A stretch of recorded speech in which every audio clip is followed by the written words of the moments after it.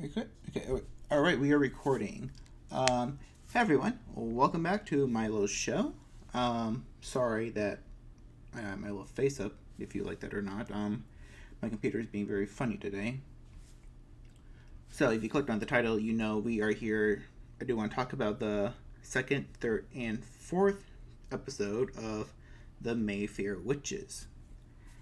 Now I didn't keep up with the other reviews, mostly because I wanted to finish the book first, at least. Then I forgot I am a very slow reader. So I bit the bullet and got the audiobook version. And I've been going through that the last couple of days. I'm right around the point where was the last part I stopped at? We were still going through the Mayfair Witches family history. So I think we're still talking about the part with Annabeth Mayfair. And we didn't get to the part where Rowan goes to Daedra's funeral. So I'm glad I read up to that part, so I know what's kind of happening in terms of them adapting the story. I am really enjoying the book so far. Sorry, I moved the microphone. That probably sounded kind of weird for you guys. Yeah. Spoilers warning. I'll try to remember to put that in the title. There is a lot of incest in this book. And it is super weird and super uncomfortable. But kind of like that. Not the incest. I don't like the incest, but I do like the uncomfortableness. There are so many horror stories modern day horror stories. Which I know the books in modern day came out in the 90s, but there's so many modern day horror stories who aren't afraid to make their audience feel weird and uncomfortable.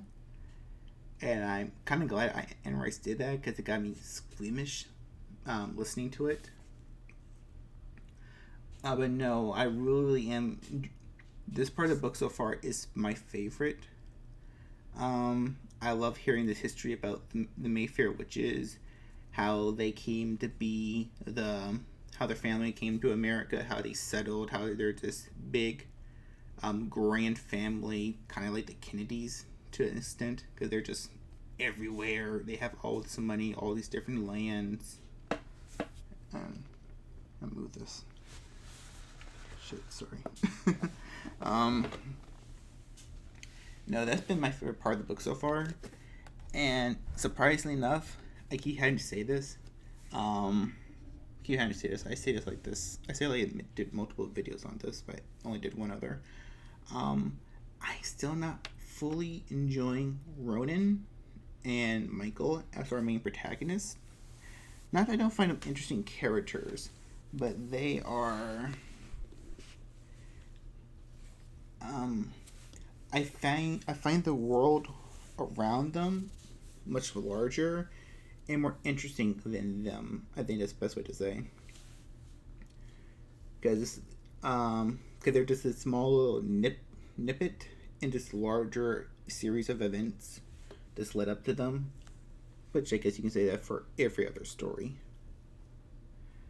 Also, I feel just a little bland after reading Anne's Vampire Chronicles with Lestat, Louis, and Armand. Hearing their points of views was so much better than Michael and Rowan's. And I guess it's an unfair comparison. I still have to get through the whole book before I can say that. But going into the show and how they choose to adapt it.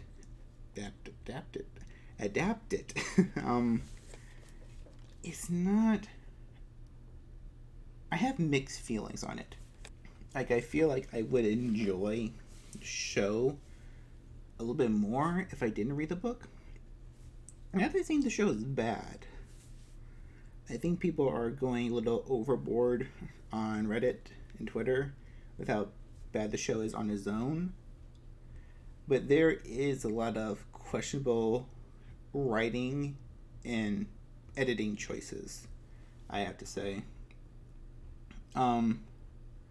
So let's start with episode 2. So episode 2, instead of going right to the funeral, which kind of happens in the book, we spend more time with Rowan after her mother's death, her adopted mother's death.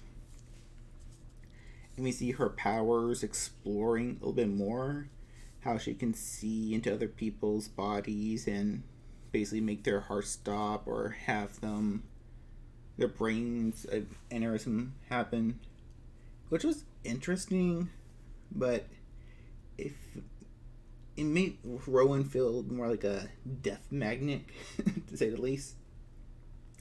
Like you feel like more laundry's being done. Sorry. Like you feel like a little bit more destruction's going to happen with how they're portraying her powers. And then they get this weird scene. So she uses her powers by accident to kill like 2 birds. And this is how she does it. She takes off her coat, wraps the birds in it, drives to a beach, goes to the sand, digs a little hole, buries the birds, then falls asleep in the sand. And I get it. This is some crazy weird stuff that's happened to her. Like, anyone would have a weird reaction. But it's happening from Ronan's character. Is very interesting. Like, this happened to Book Rowan. I don't think she would react like this. I think she would take a second, figure everything out in her head, probably even just stand there robotically, and then make her choice. This Rowan, she is a little more, I hate using this word, but it's the only one I can think of right now. Scatterbrain, and very ruled by her. No, that sounds me. I'm saying it. It's just the character is supposed to be very smart and very intelligent. She had this sixth sense of danger her entire life, which is how episode 1 portrayed it. So you wouldn't think she'd just run off to a beach to bury the bird and just fall asleep. This would be more understandable if the character was a teenager or even younger. But no, the character's supposed to be 30. Or maybe a little bit older. I'm not sure how old I'm not sure how old the actress is. This is a weird way to do that. Then we get the introduction to the new character for the show, Crispin Glover. I think that's Clover is his name. This character, I was reading about, but I see it now here in the show, that he is a combination of 2 different characters from the book. Michael Curry and Aaron Leitner. And I'm not sure why they gave him a new name. I either call him Aaron or Michael, or give a combination of both their names. Like, he's Michael Leitner or Aaron Curry. That could be very fun and interesting, or at least a little nod to the character.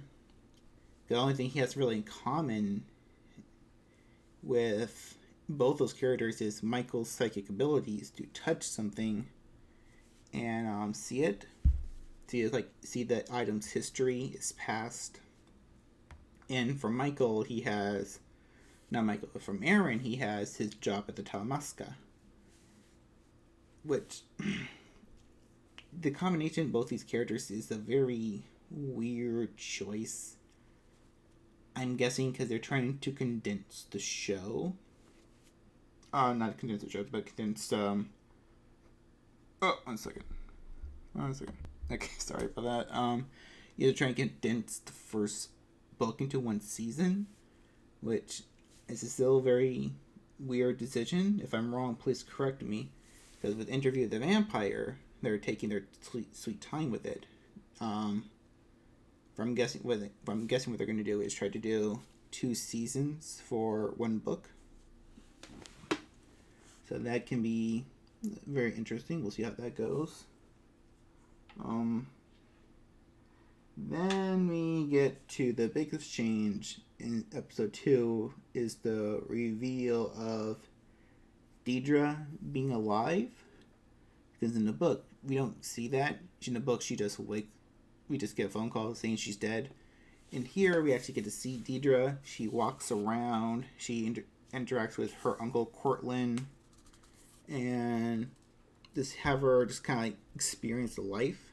Which this is the only change so far in the story that I really like, because Deidre was such a sad, tragic character, and it was nice to see her have a few hours, these moments of happiness. So that's the one good change I like. I think the actress that they got to play I never know how to pronounce his name, Deidre, was really great. So far, she's my second favorite character or actor in the show. Next one's Carlotta, which I do have to go back from episode 1. In episode 1, I didn't like the actress who was playing Carlotta.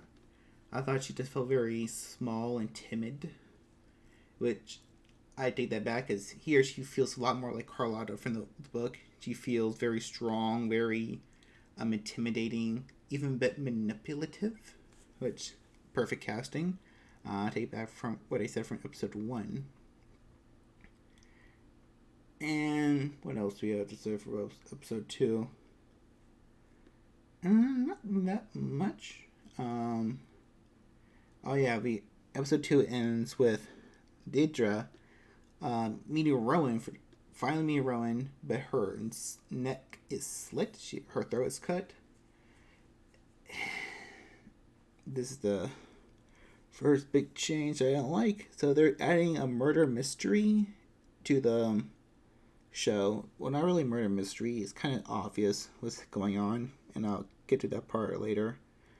Episode 3, Rowan finally gets to meet her family. Or, wait a second, what is episode 3 again? Let me see. 1 second. I watch the episodes back to back, so they're kind of just mingling in my head. I just want to see real quick. Alright, episode 2 is mostly just Rowan hanging out in an apartment with the fan just turned on really crazy. Shit, sorry. Episode 2 is mostly just Rowan hanging out with Crispin at his apartment, and it's a very small episode. Not a lot happens. We just got a little bit more world building and all that, and just more weird deviations from the book.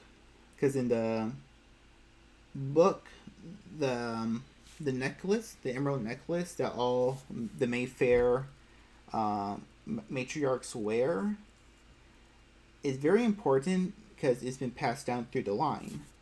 You can see in the picture on screen, but it's all that it is. It's a important heirloom. The necklace itself has no real magical power, at least none that I got to so far. But Carlotta, in attempts to bind the spirit of Lasher to the maid who let Deidre leave the house, she puts it on, then Lasher starts attacking her and forcing her to hurt herself, and eventually kills her. And is saying because he doesn't like being bound to her. But necklace has no real power, because it's explained in the novel, and you get hints of this in the Vampire Chronicles, that magical items, spells, and curses don't really exist. It's just the psychic power from the person and the power of the spirit that they're controlling. They're adding more witchcraft and lore that's not really part of the original story. Which I kind of harped on this with the interview of the Vampire Show by giving Lestat more powers than he should right now. and his weird little time-stopping power, which I'm still not sure if he's actually stopping time. They haven't confirmed that, as far as I know. Yeah, but why adding all these extra powers and abilities to Anne Rice's work?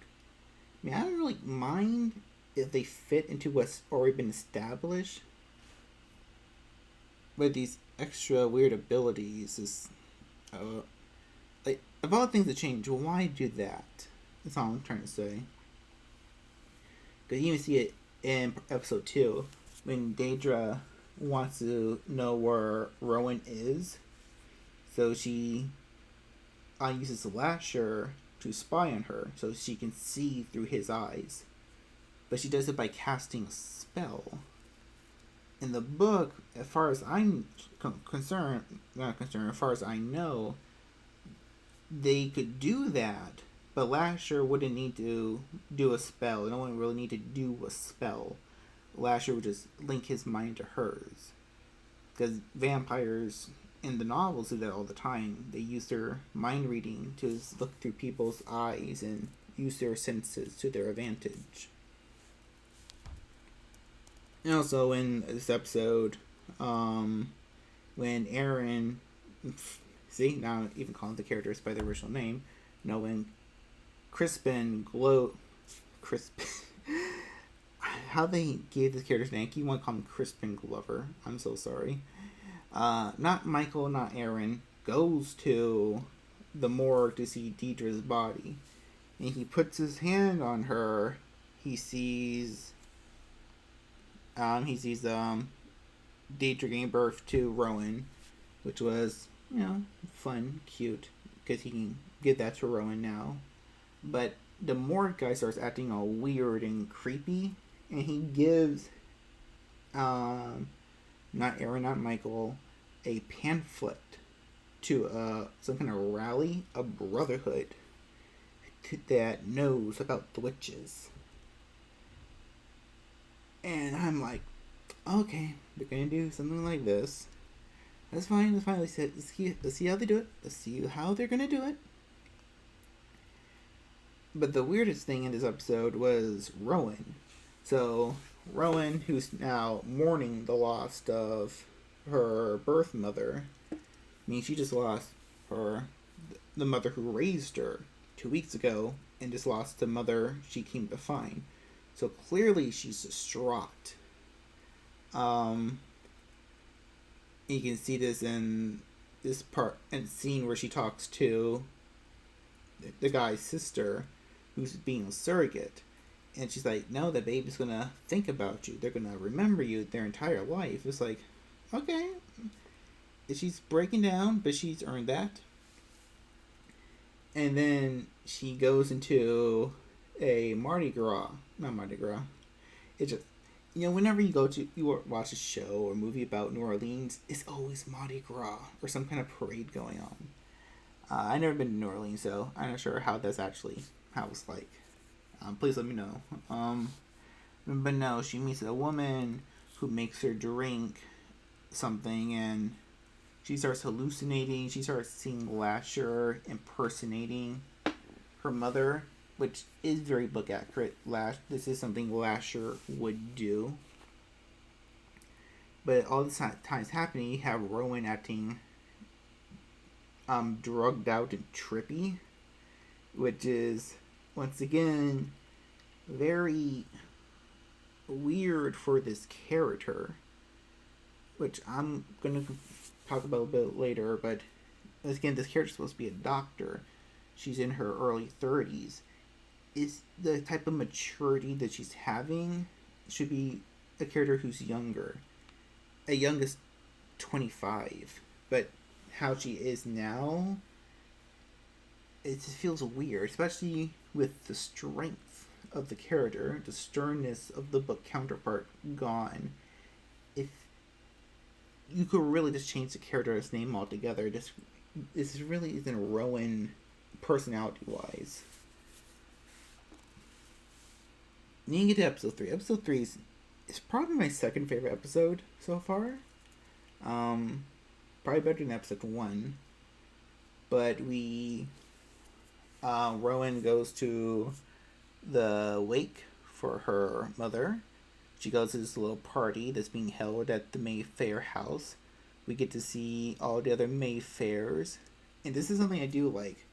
Because in the novel, Anne goes into great detail about all the Mayfairs. And she says, oh, there's this Mayfair here, there's this Mayfair there. They live in this state, they live in this part of the city. She makes the Mayfairs feel like this great family that's been all throughout American history. And I do like we get to see that in here, because we get this big scene where this whole church is filled up with people, and I'm just going to assume that they're Mayfairs. If they're not, kind of sucks, but if they are, then that nice little attention to detail is making the Mayfairs being this grand family.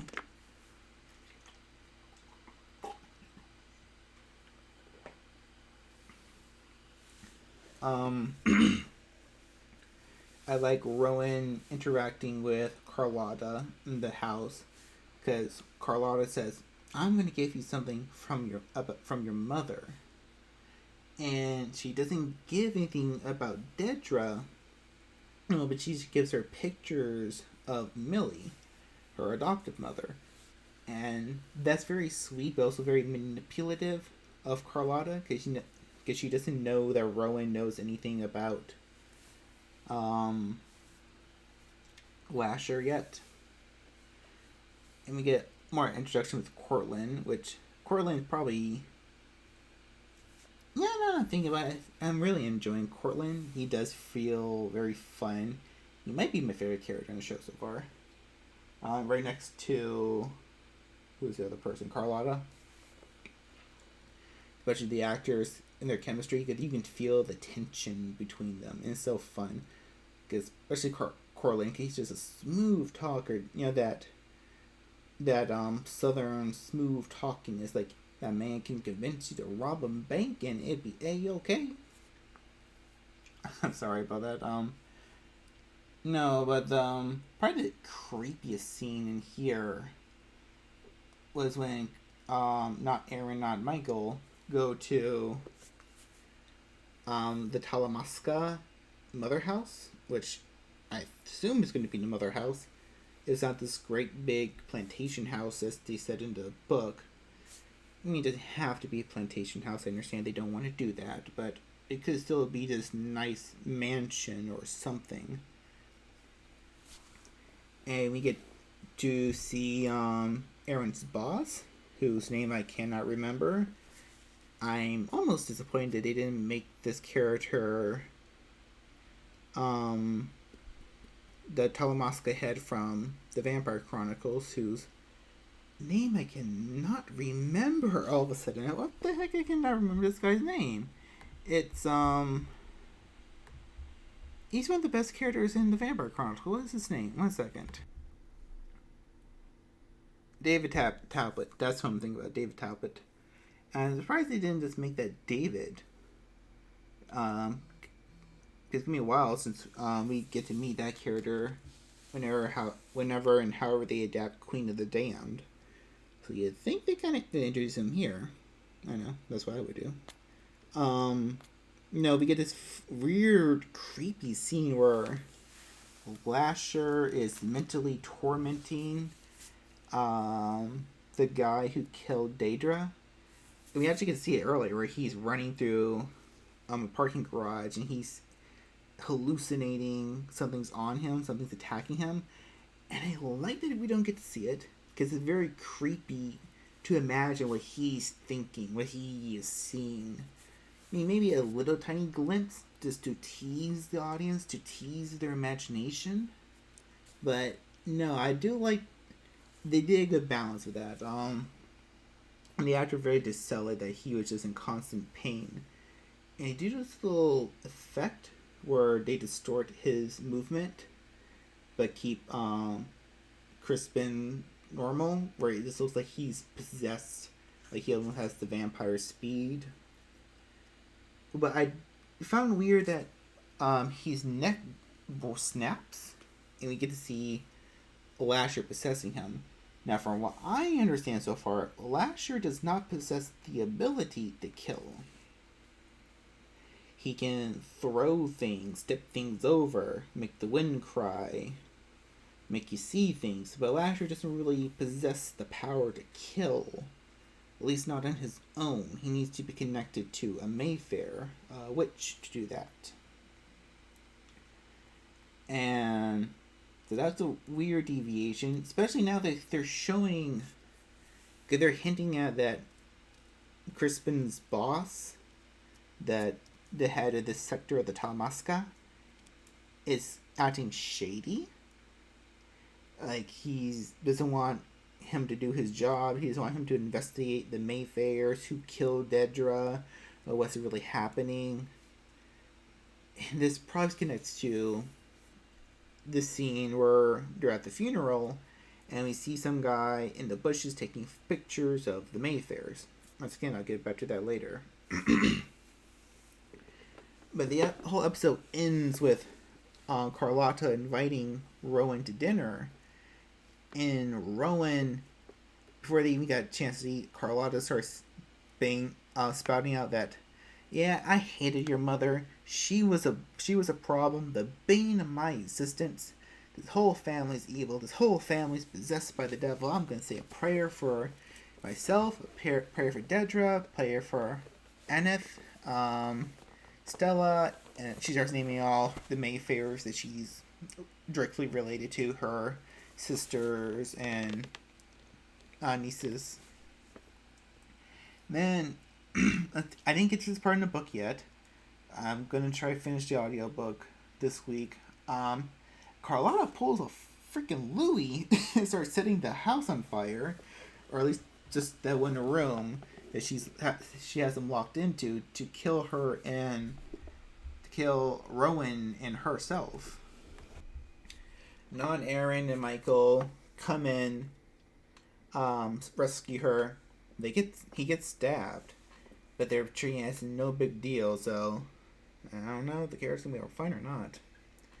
But no, the episode ends with them trying to open the door to the house, but it won't budge. And the previews for next week's episode implies that they're trapped in the house, and Lasher is making them see things. So that's going to be interesting. But what I do want to talk about is this added thing that we saw it a little bit in the trailer. That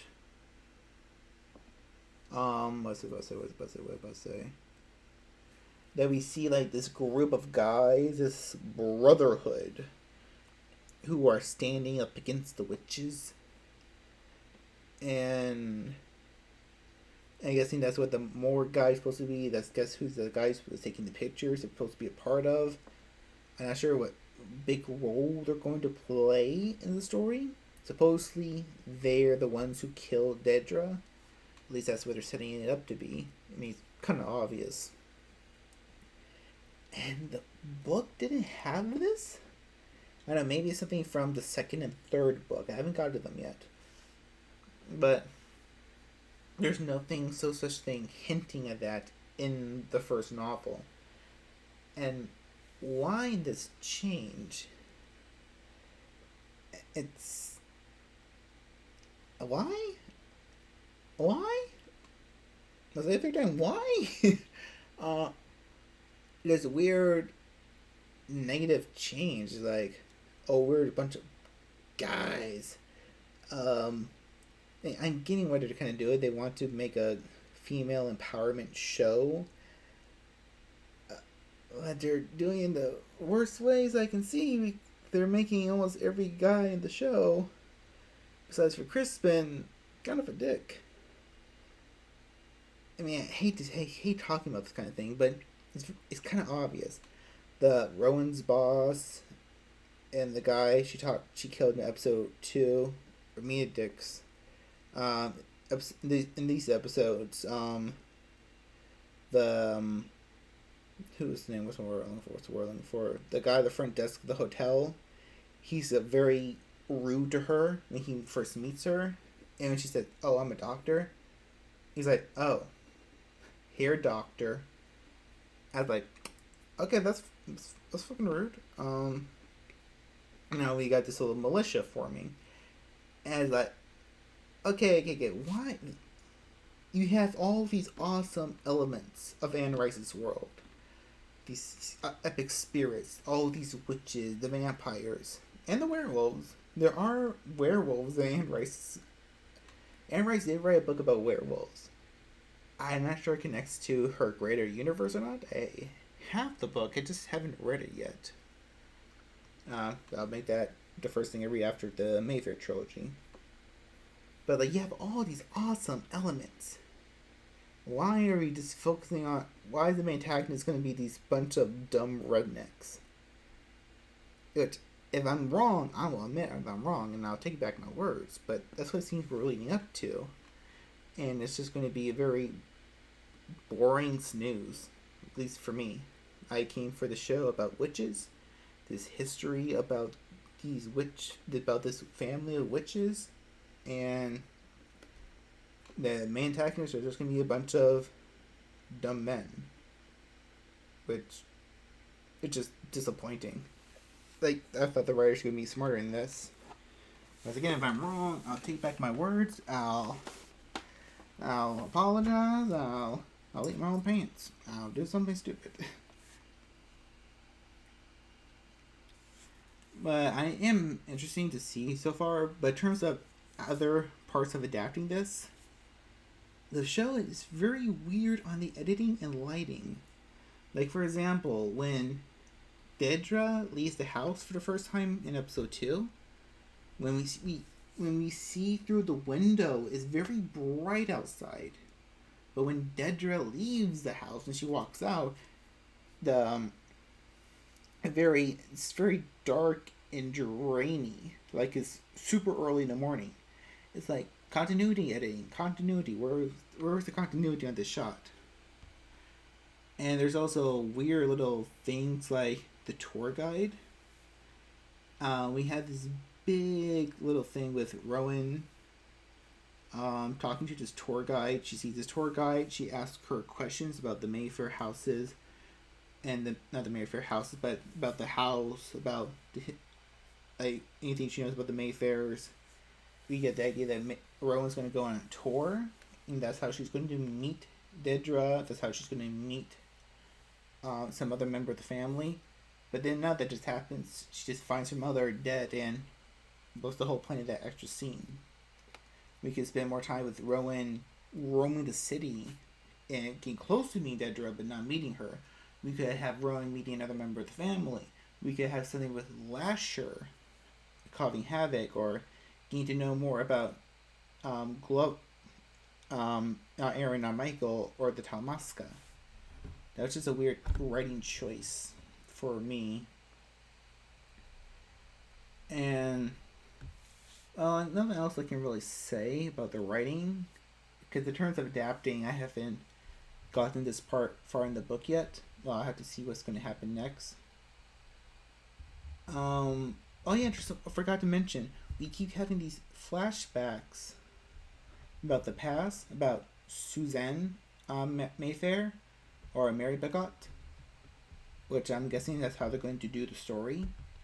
This goes back into the start of the book, the very middle of the book, where Michael's reading about the history of the Mayfair witches. And like I said, this is the most interesting part of the book, and the part of me wishes the whole show was just this. Little fun fact: if you don't know anything about the Interview with the Vampire show, before that show was made, Anne Rice was trying to do the Vampire Chronicles show, which had been the whole books series, but being told in chronological order, starting from The Vampire Sad to Interview the Vampire to Queen the Damned, and so on and so on. I kind of wish they did the Mayfair Witches like that, like starting back in the 1700s with the first Mayfair, who was Deborah, who was Scottish, as starting off with her, and just jumping through the time periods. The whole part of that book was so interesting, so fascinating, especially when you get to the part of Mary Beth Mayfair. They have so many interesting little story bits and details about Mary Beth Mayfair. I would love to see a whole show just based around that character. She sounds so weird and interesting, especially her creepy father slash uncle, Julian, who was Cortland's daddy. And I really wish that show was more about that, because Anne Rice, it's been a while since I read any of her books, so this is the first book I read of hers in a while. She does paint this awesome gothic image. She goes into such great detail. Because before this part of the book, my favorite part was chapter 1, then the chapter all about Rosa, who was Deidre's friend, who they completely cut from the show. And I like how she was just able to paint these stories, this long ghost tales set in New Orleans, which you take out the parts with Rowan and Michael, that's what the book kind of is. There's these ghost stories, these fables about these witches who live in the city. I'm not sure. I'm gonna wait to see how the show keeps going. We still have like 4 more episodes to go. Okay, I think you're doing 8 episodes, like the vampire interview with the vampire. So we'll see how we're going. But so far so good. The show is very mid. I like Interview with the Vampire. Most of the changes they are making to the source material are either just plain stupid or just not as good replacements for what already existed. Because here's my idea: when you're reimagining something, it either has to be reimagine something that was bad about the source material and replace it, or reimagine something to be as at least good as the source material. And that's why I thought the interview, at least part 1, was able to do, because most of the changes were awesome, and the show was able to stand toe-on-toe with the source material. So far, we haven't got to part 2 yet. But here, this is just very